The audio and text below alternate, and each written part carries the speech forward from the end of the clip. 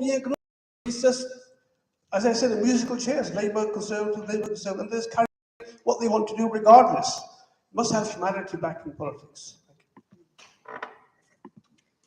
So, thank you for the question, and I'm hoping now that I can speak to the fact that I left the Labour Party for this exact reason.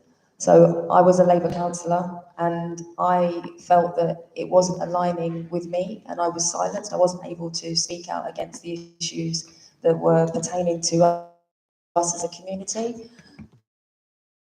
And it was the right thing to do, to go with my conscience.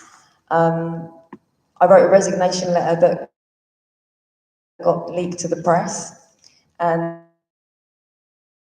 in that letter I actually always do for us, because I see this as giving me the opportunity to channel through me. I'm doing this to be of service, and I put my hat in the ring because I felt so strongly that if I didn't put myself for childcare reasons or any other reason, please put your hand up if you need to leave early. I'm looking at the person who's minding children whilst doing politics at the back. Do you have a question? Hold on a second, Irene will pass you the microphone.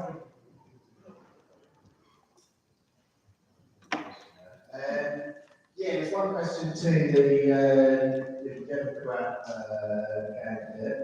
Would your party again save the Tory party in a coalition? The short answer is no. No, it's not something that we'd be looking at the minute. I think it's very, very clear to say that where the Tory party sits right now and the values that they're coming out with and the stances that they're taking on things, they completely misalign with everything that we stand for and believe in, and they have been for the last couple of years. So it's safe to say that that's definitely not something that we would be looking at. But thanks so much for the question. I'm aware that Irene's got a candidate here who is somebody who wants to ask a question. Is there any other questions for specific candidates? No? Okay. There's one in the front row, but you have already spoken, so we'll come back to you if we have time, okay? Is that all right? There's a woman over here on the right who would like to ask a question. Irene, would you mind passing her the mic? And we'll definitely come back to you afterwards, okay? Is your question for one candidate?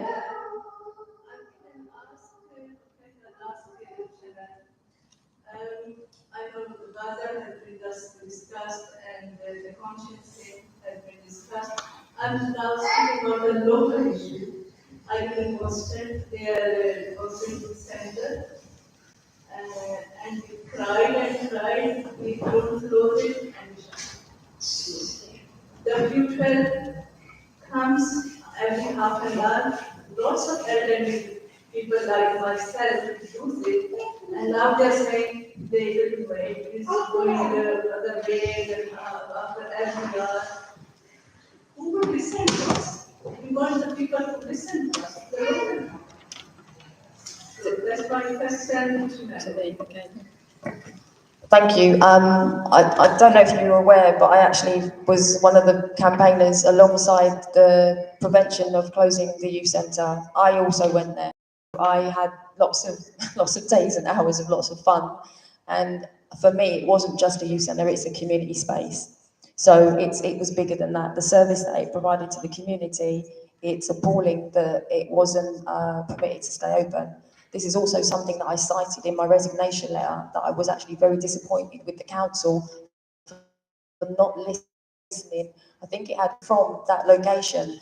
It was all planned, and it upsets me because that's just not fair. It just shows you the contempt by which the council is holding you in by not listening to you.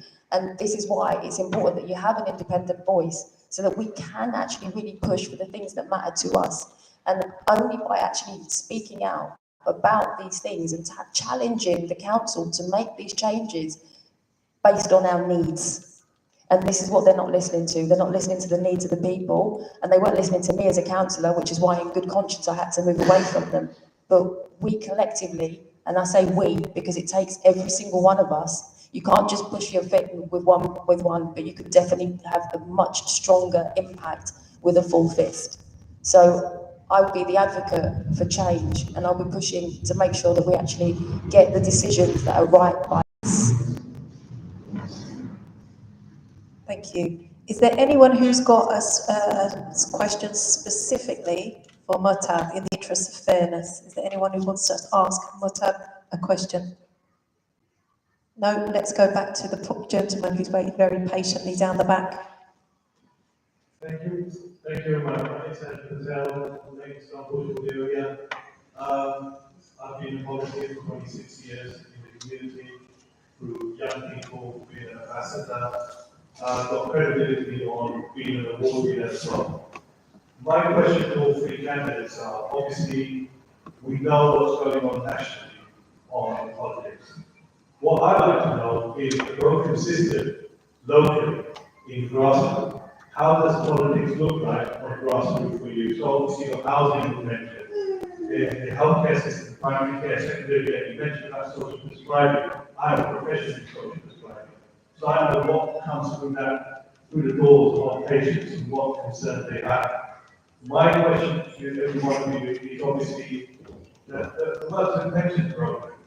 There are people going back and forward, not getting their people, not getting their disability and blue badges. There's a lot of issues for grassroots. How does grassroots politics look like in the next 5 years for all three? Thank you. Yeah, let's have Mutab first, as we haven't given him a space for a while. Sure, thank you. I think the same thing applies here. I mean, look, if the government is a responsible government, then you would allocate funding to the right areas. Obviously, when there's a shortage of a facility or services, it's because it's either short-staffed or it doesn't have enough money. So the short staff is also due to the fact that the government isn't getting enough money. If there's more staff, then the service would be better. So I say again that the government should be more responsible and actually allocate part of its GDP more for healthcare, as you mentioned, and for areas of education and health. And it's simple as that. It's just that the government's priorities are dictated by other elements, and those elements prevent fairness from happening. We need to get that fairness back as soon as possible. Thanks so much for your question. So the reality of the situation is that now only works when local communities are engaged with and empowered. And a huge part of what we would want to do and what I would want to do is make sure that local councils are given the powers that they need in order to build the communities that work best for them and the people who live there. So that involves, citizen assemblies and unlocking funding for councils to be able to provide services like bus routes, like youth centers, libraries, and green spaces. So it's really about engaging with the local people and the local councillors that they elect and making sure that we're all working together for a better community for everybody in the area. Thank you. Thanks. So in terms of grassroots politics, I mentioned before that I'm advocate for the Citizens' Assembly. We're going to try and hold one before the election just so that you can actually see what the model looks like. And the reason I think that is actually key is because how else are we going to create a needs budget if we don't listen to what people need? For too long, we've not been listened to. You've had two key examples here. You've had Wanstead Youth Centre as an example of the council not listening. You've also had what's happening with the NHS and all the signatures, all the people that signed the petition. The councils are not listening. They are meant to be your first line of defence for when anything happens through the government structure. They're actually meant to be able to put in place the things that are vital to us. So when it comes down to grassroots politics, we need to take it back in hand. And to take it back in hand, we're going to hold public assemblies and we're actually going to have the conversations and set the needs that we need first. That is our primary focus. So that's how I want to bring grassroots politics back to us, back to the people, and make sure that we are all the change that we need to see, because every single one of us has a voice and it's important to hear it. Thank you. Let's take a question that's been written down and sent to us in advance. Thank you. Many similar themes actually for some of the questions that have been asked today. I will come back to them if we've got time to allow you to elaborate on some nuances in the questions we've received. What are you going to do, a question from Sarah, what are you going to do to fill the horrendous gap in education for special educational needs children? The person who submitted the question has a son who has special educational needs, who finds the child unable to attend mainstream school due to mental health issues and neurodivergence. There's a long waiting list for CAM services, and the individual sons missed the whole of year 8. To the head of Wanstead High, she confirmed, but they don't have the funding or resources to help these children. Could we start with Chanel, please? So this is actually a really, really tough one because the provision is woefully inadequate, and we've seen that over the years. And what they've actually proposed to do with Wanstead Youth Centre is to actually change it into an SEN provision. I'm not sure if that's going to go ahead, but I know that when they put that on the table, I said actually the area really needs it. Even though I'm not happy with them closing the youth centre, if they do put that provision in place in the area, I will be supporting that provision as long as they can make sure that there is some allocated spaces for the community to use it. In terms of long term, we haven't researched this, and we're going to see more and more people coming through with representing with neurodivergence on the spectrum, and we need to actually prepare for that in the long term. And this is what we're not prepared for it. And if anything, COVID has actually shown us that there are more people also presenting with mental health issues and different things on the spectrum. Yeah, I'm going to push for what we need as an area, and we need SEN. I'm going to be pushing for that, and that's what Wanstead Youth Centre is going to be turned into. Thank you for that question. So in terms of education, one of the things that we would do specifically to help SEND pupils right off is to create a national body for SEND to basically help fund support for students with high educational needs.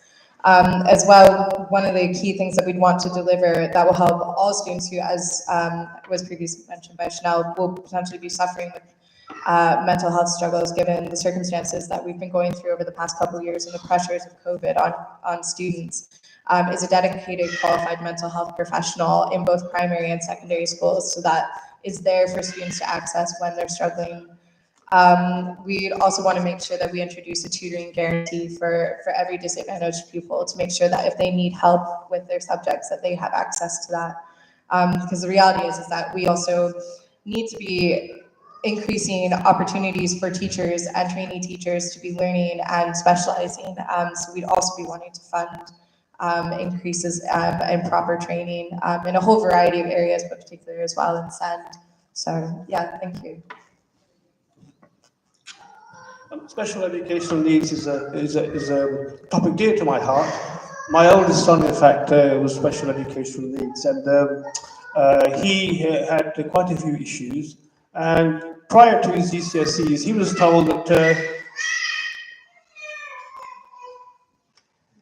he would actually not pass exams. He's not going to be able to achieve anything, and you basically should give up trying to.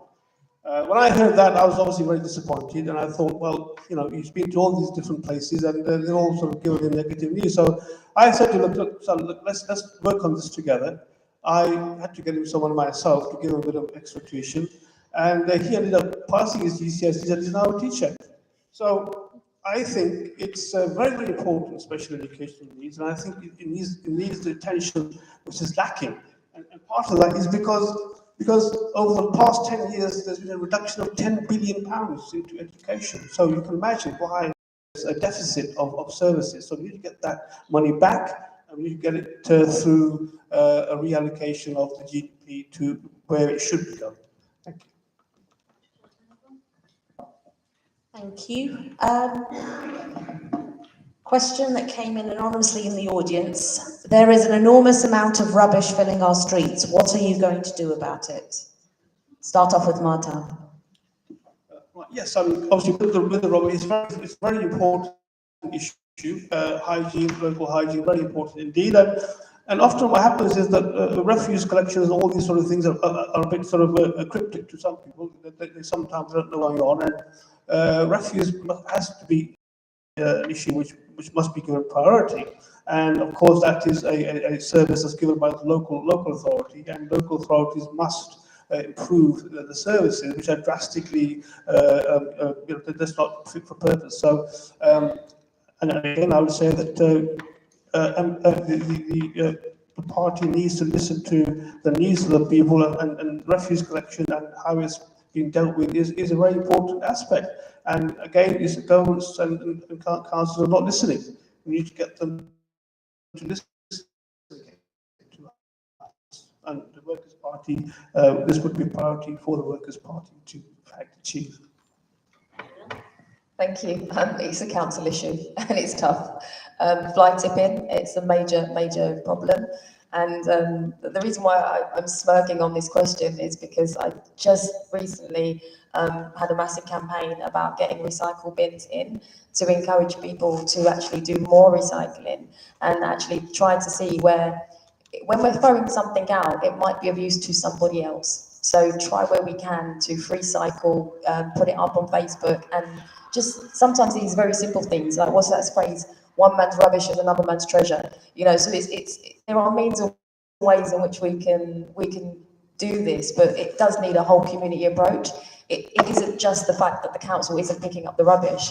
There is more to it, and even the garden waste. My garden waste is sat outside my house now for 3 weeks because he didn't bother come to mind to pick it up. There are so many things that are of absolute irritation to us as a community, and rubbish is one of them, because if we keep the place unsightly, all it does is encourage more people to do more fly tipping. So we can be the change that we need to see on this one, but we also can put the pressure on the council to make sure that they're actually doing their part as well. But it's a complete community approach.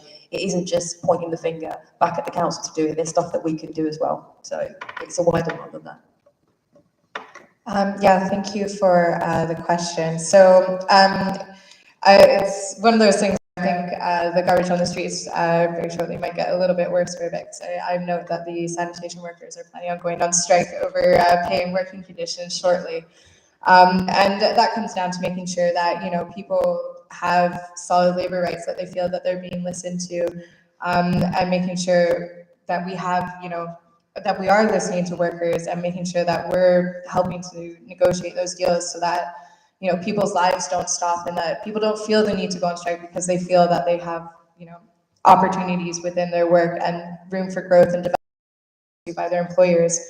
As well as it was mentioned, it is one of those shared things with the local government. So it would really be about making sure that the local government has funding to ensure that waste collection services are being dealt with appropriately, and tackling that issue together. As well, garbage and fly tipping and, you know, rubbish all over the streets, it harms the environment. So looking at why is it easier for people to drop something on the ground than it is to put it in a bin? And that comes down to potentially incentives, and also the fact that single-use products are everywhere. So we'd be looking to remove single-use plastics within 3 years and actually implementing a bottle deposit return scheme so that people aren't just dropping their drink cans on the floor, that they're actually bringing them back, and there's that incentivization to make it just second nature almost. So really, it's just something that needs to be tackled from so many different angles just to make sure it all works together. Could we take another question from the audience? There's a woman at the front here who's waited a long time. Not really at the front. I'm looking at a woman in the third row. Are you together? No. Hello, my name is Sharon. I live in Snowbrook, Brook. Went to Washington Primary, went to Washington High School, so I'm a Washington out of the group. And I am a local secondary school teacher. And my question for all of you is, what is your opinion on teachers' pay and public sector pay? Because last year, after relentlessly striking, we finally agreed a deal on 6.5% when inflation was sitting at double, at 11%. And to be honest, I'm now been teaching for 7 years, and I'm exhausted, not paid enough. I compare myself to my partner, we both got a master's degree from respectable universities, left school and university at the same time, with salaries level line. We're getting to the stage where we've got 2 young children, where it's like something's got to give. I can't carry on living costed, which I'd love to for the foreseeable on my salary. Yeah, that's. So just to clarify, it's about pay and conditions for teachers. Yes.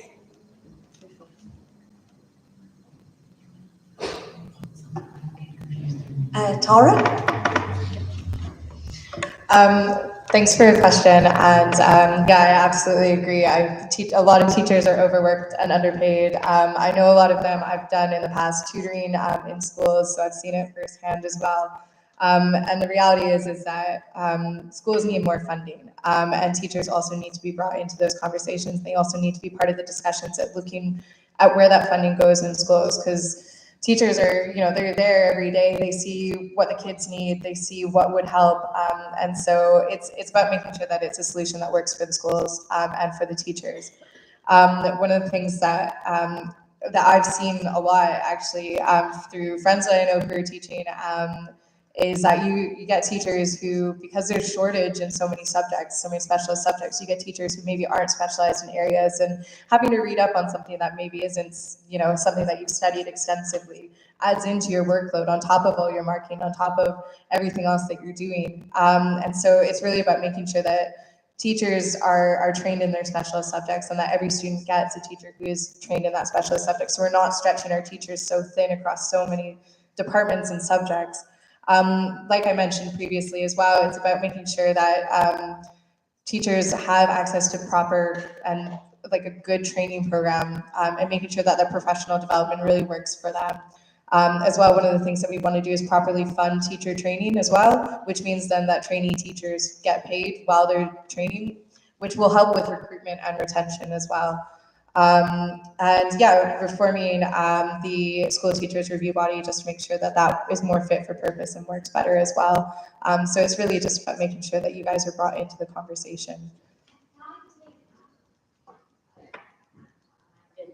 So I read the Leyton on funding, and it's the manifesto was basically said they are going to provide funding for all subjects that are for training for all subjects that don't have pay or don't have funding whatsoever. But that includes subjects like PE and humanities that are already. They're not oversubscribed. All subjects are currently shortage. There are some subjects that aren't as much as the others. We'll move on to the next candidate rather than answer, just because I didn't let the gentleman in the front row have a follow-up question earlier. I'm being a bit strict. Who hasn't been able to answer that question? Chanel, thank you. So thank you for that question. Teachers are overworked, underpaid, and we need to invest in our teachers because our teachers are actually taking care of the next generation. That's as simply as I can put it, but it's more than just that, because what we've found is that teachers are becoming social workers, carers. They're actually taking on so many other responsibilities in the classroom, even some of the schools where you've got the extended schools provision. So these children are sometimes spending more time in a school or in a place of learning than they are actually in their own homes. We need to actually acknowledge that. Our teachers deserve the respect that is due, especially given look at what happened during COVID. Our teachers, our frontline workers were the ones that kept this country going, and yet where are we now? We're on the front line demanding that they get better pay. But we should have respected them in the first place, because if it hadn't been for the teachers that took in those children, other people wouldn't have been able to get to work. So it does eke me a bit, because we've got so many needs that are coming through that the children have, and that's only going to continue to grow. So we need to actually make sure that our teachers are, and the job is attractive, because if we're not actually making the profession itself attractive and seeing it for what it is, preparing the next generation, every single one of you here has had an engagement with a teacher at some time in your life, or more than one, and the teachers are absolutely critical in us doing better for our future. Thank you, Marta. The crux of the question is that, look, teachers are leaving the profession in droves. Why is that? Because the conditions, the working conditions are so bad, and particularly in the secondary school sector, which is facing the largest number of teachers leaving. So what does that mean? That means that we have to make the classes smaller, and we have to allocate more teachers to each school. That requires funding, and therefore we need more funding in education. As I said before, a £10 billion reduction in the last 10 years. We have to reverse that. Once we reverse that, there will be more teachers per the ratio in terms of pupils and or students to teachers, and that will in itself improve the system. That will in itself improve the working conditions, because less pupils, less teachers means less work and more attention to each student or pupil. So I believe that we should have more funding, allow teachers to to flourish in their professions and be happy and have the right amount of pay, but they must also be in working conditions which are conducive to them as professionals. So that means having smaller classes and having teachers which are able to give more attention to each individual student. Thank you. As it's 8 o'clock now, we've got about another 10 minutes before closing remarks. We'll have questions, more questions from the audience, but if we restrict answers to 1 minute per candidate, if that's okay. Please put up your hand if you would like to ask a question. Thank you. My name is David Hurricane. Many of the things you mentioned tonight, I think most people can probably support, not all of them, but a lot of them. They're all things that we need. For example, you mentioned teachers, smaller class size, we agree with. The NHS funding. The question is, how are we going to get this funding, and where are we going to get it from? We all have brilliant ideas. There's thousands of things I'd like to see to improve the local area and internationally. But where is the funding for this going to come from? In reality, it comes from all of us who are people within Britain who are going to have to pay their taxes. So how are we actually going to work out the tax system, in a sense, to fund what we need to fund? We'll start with Vata. Yes, that is obviously a very important question, and taxation is an issue which the Workers' Party wish to address head on. And we believe that there should be more taxation for the big corporations and more taxing for the wealthy. There should be less taxation for the more standard income earners.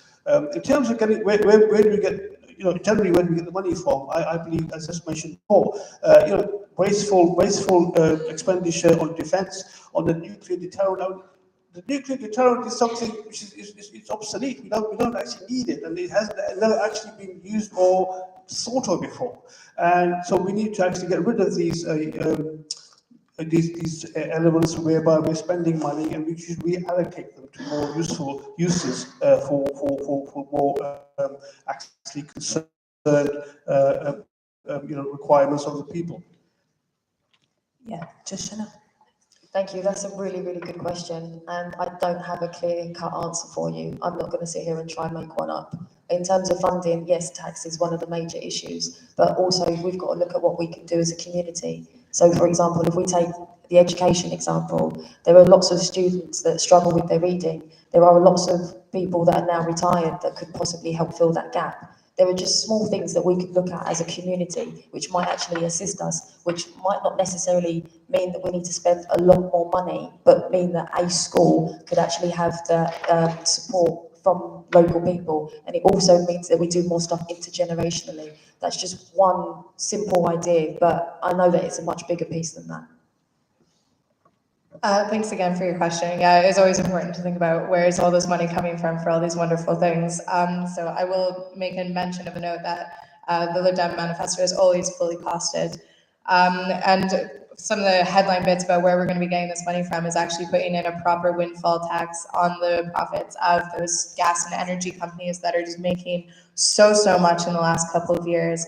We'd also reverse the cuts for the big banks on their bonuses, so making sure that those are once again being properly taxed. And also bringing in a digital services tax for those tech giants and social media giants that are taking advantage. And yeah, just closing tax loopholes for avoidance and evasion as well for the super rich. Let's have some questions that were sent in. Thank you. So moving to some kind of local questions again. This is a question from Shaz. Much of Leyton and Wanstead is located along the flight path to London City Airport. Consultation for previous plans to expand the airport was only offered to Newham residents. Will you ensure your constituents are fully consulted should there be any further airport expansion plans? 1 minute each, please, maximum. Tara. Definitely making sure that everybody who's along the flight path gets consulted. So Leyton and Wanstead constituents should 100% be part of those discussions. Just for clarity on my position on it as well, I'm actually against the expansion of City Airport. I make sure to be listening to the residents and what they want and what suits them. Janelle? Yeah, 100% agreed. It's got to be about what we need and what we want, and this is why we have the assembly model, because it would give us a chance to have that discussion. I believe that it would bring a lot of noise pollution. I believe that there is limited space actually at City Airport to do the expansion in the first place, and I believe that it was a massive oversight to only consult Newham, considering that we are going to be impacted by that. When they did the Stansted Airport development, they actually consulted us. So why on earth are they not doing it now? Yes, it's a very important question for locals, and of course there should be consultation. An airport, in fact, can result in a lowering of house prices. It can result in people's quiet enjoyment being disturbed. So it's definitely an important question, and one we should, in fact, be put to locals. And if there is objection, which I anticipate there would be, and therefore that should be fully endorsed and supported. Thank you. Shall I ask another question? Came in from Mark. What is your view on tax on education? There are many independent schools in the area and many hardworking Wanstead parents, Wanstead, South Woodford, Leyton, all of the areas covered by the constituency, choose to send their children to them. What do you say to them, and how will Redbridge educate those children whose parents could no longer afford this? Can we start with Marta, please? Right, okay, well, it's a very personal question for me because I'm a product of both state and private education. And I would say that, yes, Mr. Keir Starmer has proposed a 20% tax on parents who send their children to school. But then, of course, yes, that will result in a lot of children, a lot of parents not being able to afford to send their children to those schools, and where will those children go? So I think there needs to be a very proper look at this issue, and I personally believe that if parents want to have the choice of sending their children to private school, they should do. And the state schools are there, and hopefully the government should try and improve the state and standards of the state schools anyway, so that people wouldn't have to go to private schools. Thank you. My utopia would be that there were no schools, because the quality of the education would be equal right across the board. That's my personal utopia.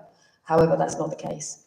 So in order to actually ensure that parents who elect to send their children to private school have a fair chance at this, it's actually a much wider conversation, and this would be why I would have the assembly model, because I'd put the conversation to the people and I'd make sure that people's voices were heard on this one, because it's only right that we are actually able to discuss this. And given the fact that in the room I see teachers here today, you are at the front line and you know what the issues are. For that question, I think parents should, at the end of the day, be able to choose where they send their kids to school, whether they elect to do private school or state school. It should be down to them, and those options should always be available. And that's really the bottom line of it. So. Just for those who weren't able to get here earlier, Matab Anwar Aziz is next to me, Workers' Party of Britain. Next we have Chanel Johnson, independent candidate, and Tara Copeland, on the far left, Liberal, on my far left, Liberal Democrat Party. We have another question from those written down.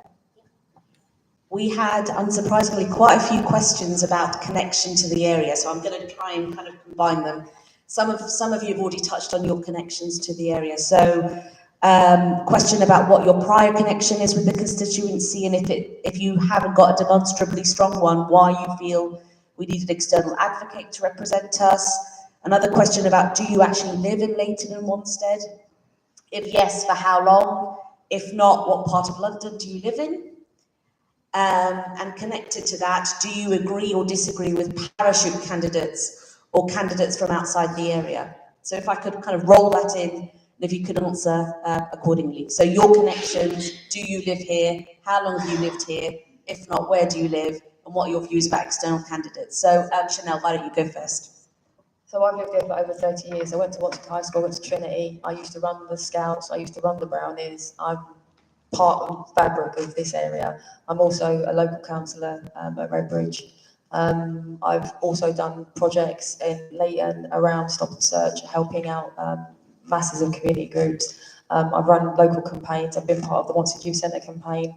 I'm just trying to think, there's loads of things, but I am a product of this area. So, and why I put was exactly that, because I looked at what was going to be available, and when John Cries stepped down, I said, actually, you know what?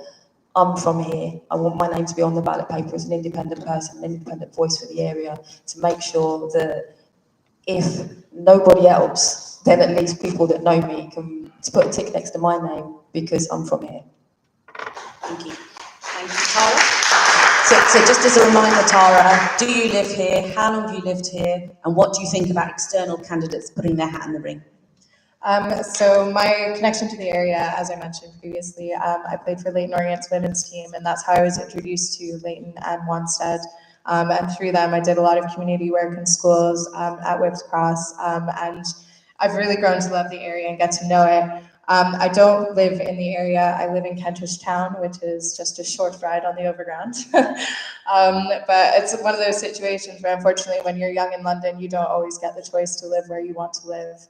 You're kind of structured in by pricing for houses.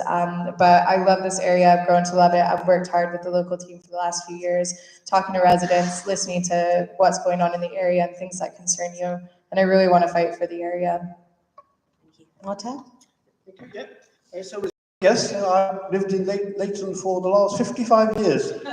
And my business is here as well. My law office is involved, is in Leyton. So indeed, I am definitely a local person, I should say.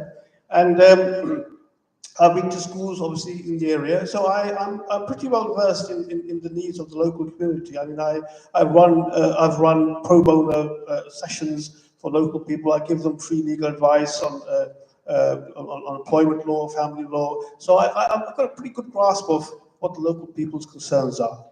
Thank you. Thank you. Well, let's have another question from the audience. If you haven't already asked a question, please put your hand up and Irene will bring you the microphone. Good evening, my name is Kelly Burrell, and I'm actually politics my whole life. My question tonight relates to local policing. As someone who unfortunately had the disgusting experience of being racially abused as unprovoked, I just want to know how you propose to deal with future challenges that affect our local policing. Do you intend to perhaps hold the people like your commander to account? Because in my case, my situation was totally dismissed of, and I feel that this is imperative, especially as a young woman, to be able to walk the streets of Wanstead and not be exposed to victimisation on account of issues like colour. Thank you.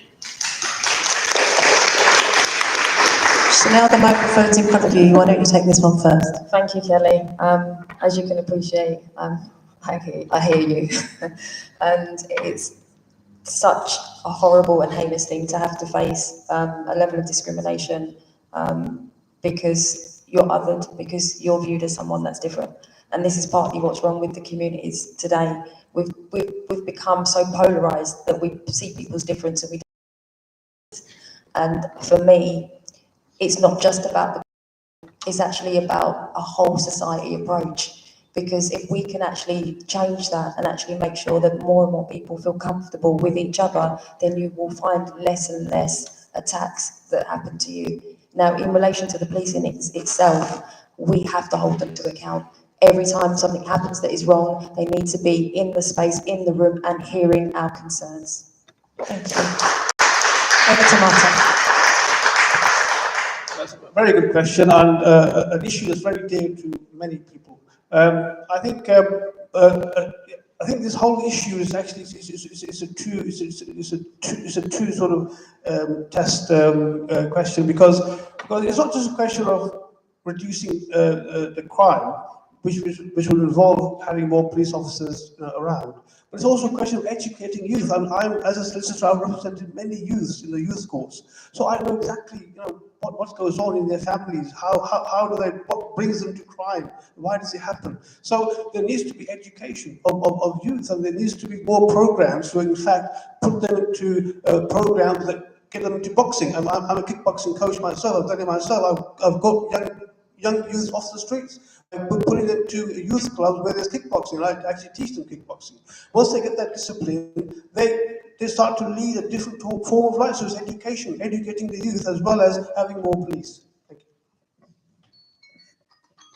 Thanks so much for your question. And I just want to say sincerely that I'm so sorry that you had to experience that, because I can only imagine the frustration and the fear and just how much it must have hurt.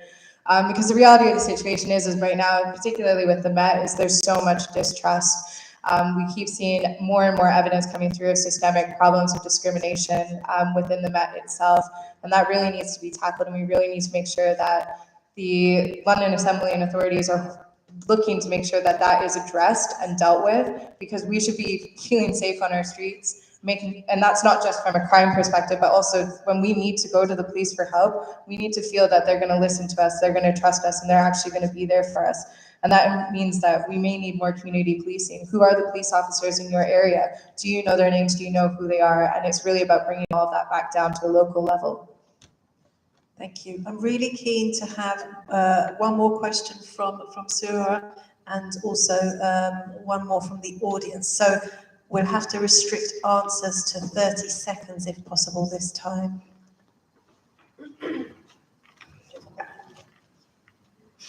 Trying to pick a question that we've not covered before. We have seen, anonymous question, we've seen countless pieces of land in the area being sold to private developers to be replaced by small and substandard blocks of flats, which are sold as a premium. So I've just realised that we've kind of touched on this. We've had a housing one. So I'm trying to find one that hasn't come up before. What's your position on remaining or building on the green belt? Mahtab, why don't you go first, and then Chanel and Tara. Just 30 seconds, sorry. Sure. The green belt obviously is very important, and I'm a great supporter of having green areas. And I think those are the areas that should always be preserved if we can. I'm sure that there are always alternatives, and it's best to explore alternatives than to actually build on the green belt. So I live right by Wanstead flats. I'm not an advocate for building on the green belt, because we've actually been able to see the benefit that has had for us, especially during COVID. More and more people discovered Wanstead flats and were actually using it as a safe place to walk and to exercise. What I'm also mindful of is what Thames Water have done and pumping the sewage into that. We need to actually protect our green spaces and our green areas. In terms of developing, we need to actually build industrial sites, some sites that we can publicly repurchase and then build on those instead.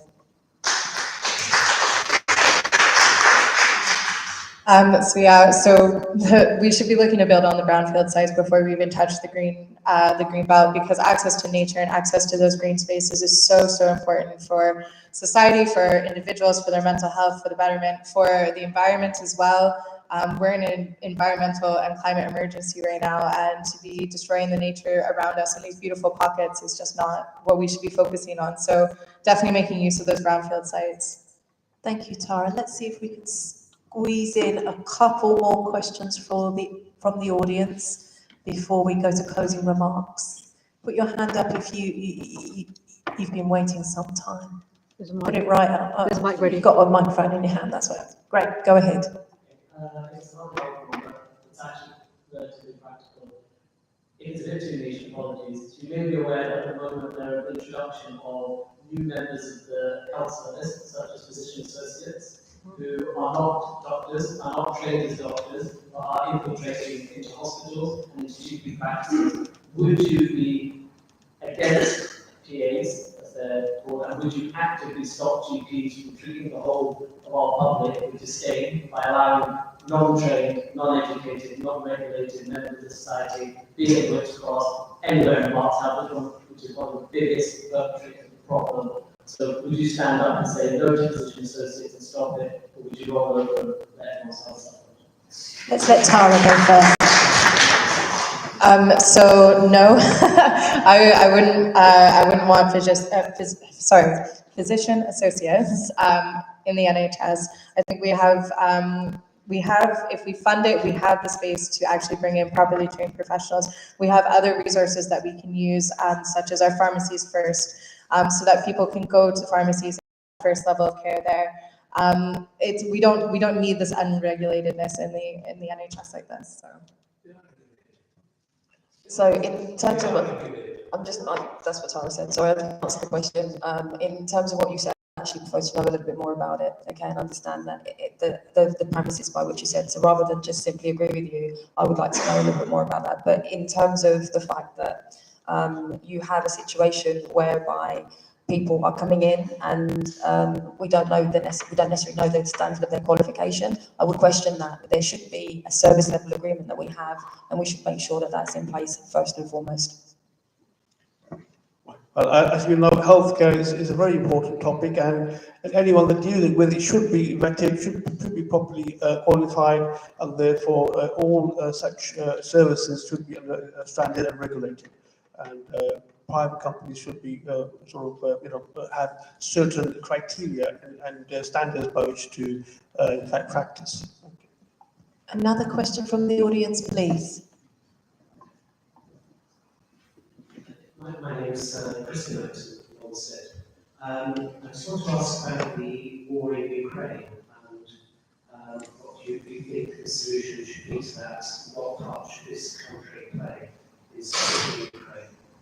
A big question, I'm afraid, just 30 seconds each to answer. Let's start with you, Mata. Very good question. I'll try and be short. The Ukraine war is something that could definitely have been avoided. These are the global conflicts that we get sort of sucked into. But at the right time, the right steps were not taken by this government, and as we were part of NATO, we had to listen to what our partners said. But in effect, this more should have been done. In fact, to look at the whole issue and to try and prevent conflict, which happened because President Putin wanted that Zelensky would not be part of NATO. That issue should have been properly addressed. It wasn't, and that's why we're in this mess, and that's why there'll be because of the Ukraine war. I'm afraid that's huge. It's so hard to come up with a single soundbite for you, but similar to what you said, we definitely should have had more upfront negotiation, and there should have been a much wiser way of looking at this, because too many innocent people are dying. I'm actually I have been a reservist for over 17 years, so knowing that potentially our colleagues from here are going to be sent out on the front line, it does actually really worry me. So I would love to have seen that we actually had a better solution with NATO in hand. Thanks for your question. The reality is that Ukraine needs to be free from Russia and from Putin's bullying. We can't let Ukraine fall. We need to continue providing support to Ukraine in whatever way that we can, because if we let Putin roll over Ukraine, who's next? And that's a scary world that I don't want to know the answer to. So we need to do all we can. Thank you. There's many questions here about previous responses to war, but let's try and get one more question from the audience before we do closing remarks. Is there anyone who hasn't been asked a question already and would like to? Please put your hand up.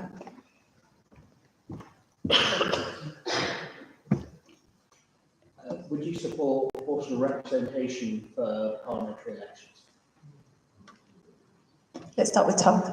Yeah, it's something that the Lib Dems have been pushing for such a long time, because the way that our voting system works right now, it doesn't. It means that people feel like they don't have a choice. People feel like they can't vote with their own heart. I mean, we're seeing it in this election here.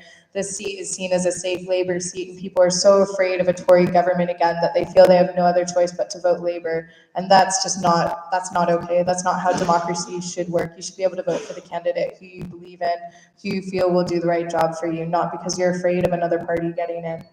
So yeah, a proportional representation will fix this system. Can we skip over to Marta? Yes, I absolutely would support proportional representation. It appears to be a far more fairer system to elect your MPs and the government. Agreed.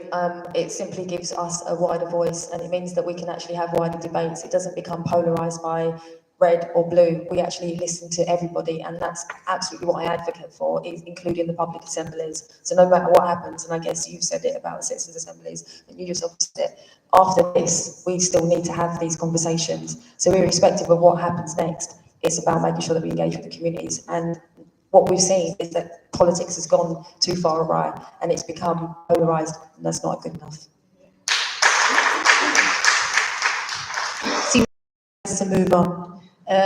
Just for those people who came late, Calvin Bailey was invited but declined. Will be attending the other Hustings in Wanstead on the 24th, I believe. Simon Beezer rejoined UK. You read out a statement.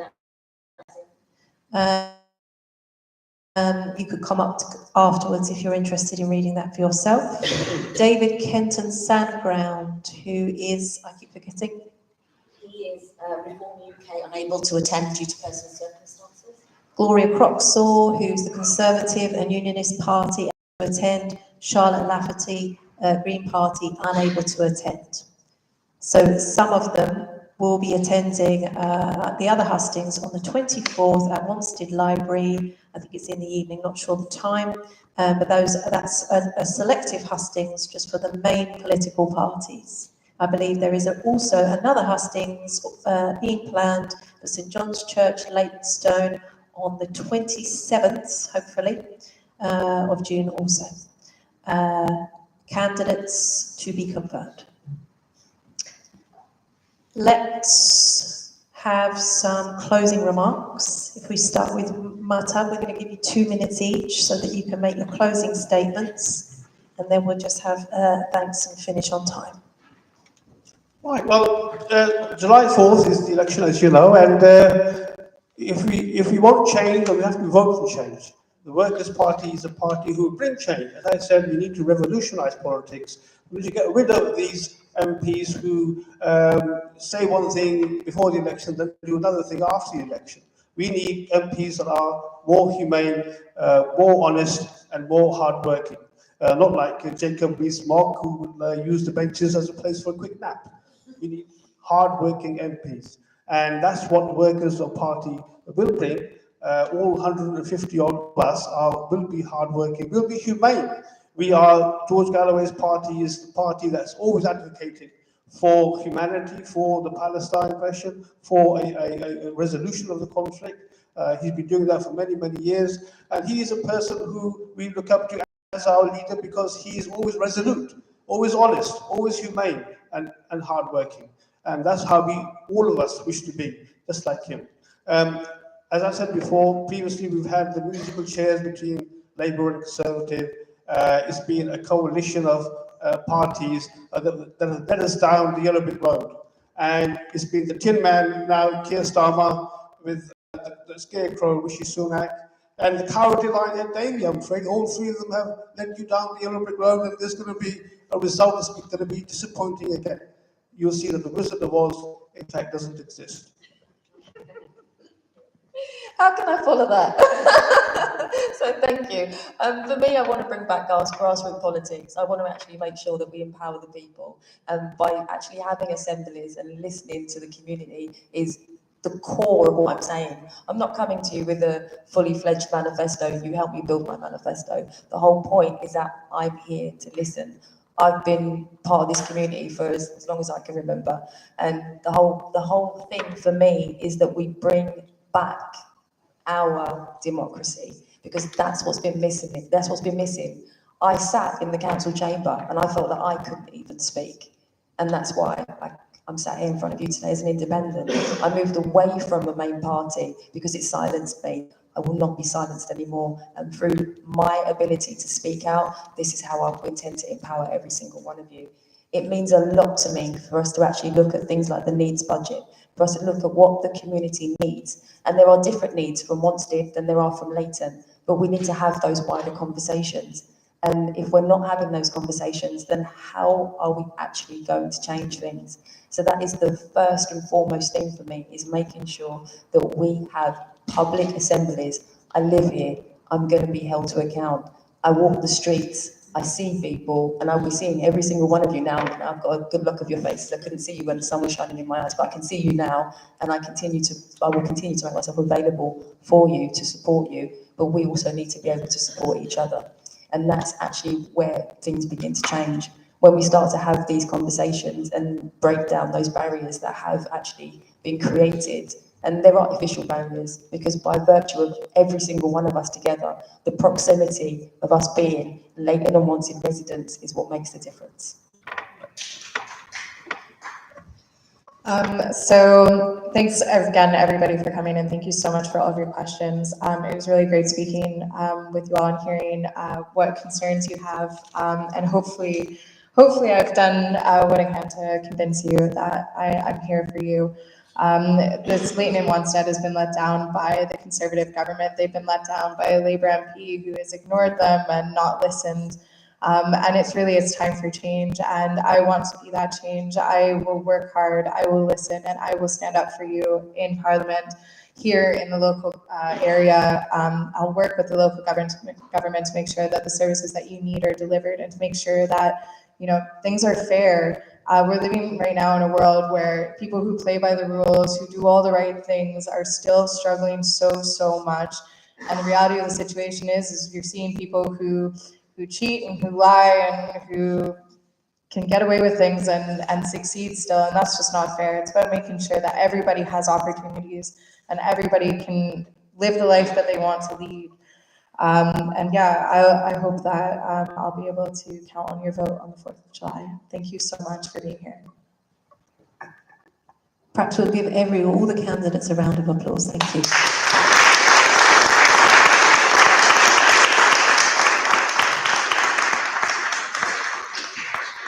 Lastly, just to thank you all for coming on a work day.